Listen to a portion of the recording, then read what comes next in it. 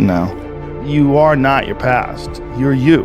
You're you right now. You might have done some things you wish you hadn't done. Don't dwell on that. You learn from it, that's fine, but don't dwell on it. Just keep moving. Keep moving. Use it as fuel. Say, never again. I get what I did wrong, but don't think that you're that person that made those mistakes. You're the person who's learned. I think that endurance, enduring something, and building up that ability to endure things, that's also a very important mechanism that you could apply to everyday life. Like that, the mechanism of understanding how to endure. Because a lot of people are just running from discomfort. They're running from it. They're just avoiding it. It's so easy to. And like if you get distracted for a second, you're like, let me check my phone. You just start going through your phone and looking at bullshit, and you're just distracting yourself from the tiniest frustration of boredom. Just the little, we don't get bored anymore. Or if we get bored for these tiny amounts of time, and then you get distracted. So your distraction is eliminating your boredom. But the problem with that is like there's certain thoughts that only come to you when you're thinking, when you don't have any input coming in.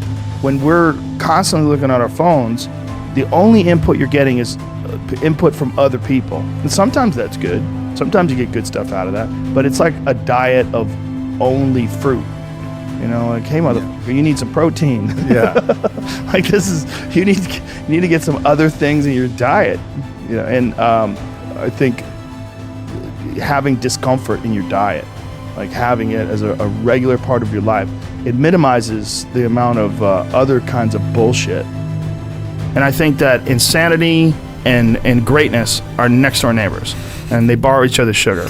There's something about mastery, like true mastery, that requires you to shut off massive areas of your life, personal areas, relationships, education. My education was a joke. I mean, until I was 21 years old, until I started doing stand-up comedy, I didn't read books. I mean, I might have read a Stephen King book here and there to kill time while I was on the train on my way to training, but there was no desire to educate myself. If I was educating myself, it was maybe reading the Book of Five Rings to learn better strategy to be a better fighter.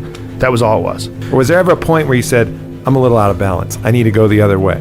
Well, I realized I was a flawed person for sure. And I think in realizing that you're a flawed person... What helped you realize that? Just fucking up.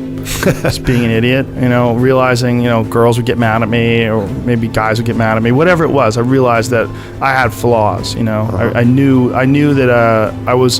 And then also failing at comedy. One of the hardest things to do is to go from being really great at something to sucking at something. And that something that you suck at is now your path. And that's what I found myself in comedy. I could get laughs every now and then, but I knew I wasn't anything special. I knew I was terrible. And there was something exciting about being terrible because I had potential, because there was potential for growth. If you start doing it and you're great at it, like naturally, like maybe I wouldn't have had the motivation to do it as a living for 25 years like I've done. I don't know. But at that time, making that transition from martial arts competition to being a comedian, that's when I started going down the road of balance and started trying to balance myself as a person. And I started trying to almost educate myself to have more things to talk about on stage. And then along the way, my curiosity started to blossom. And then I started to just be interested in things for being interested in them.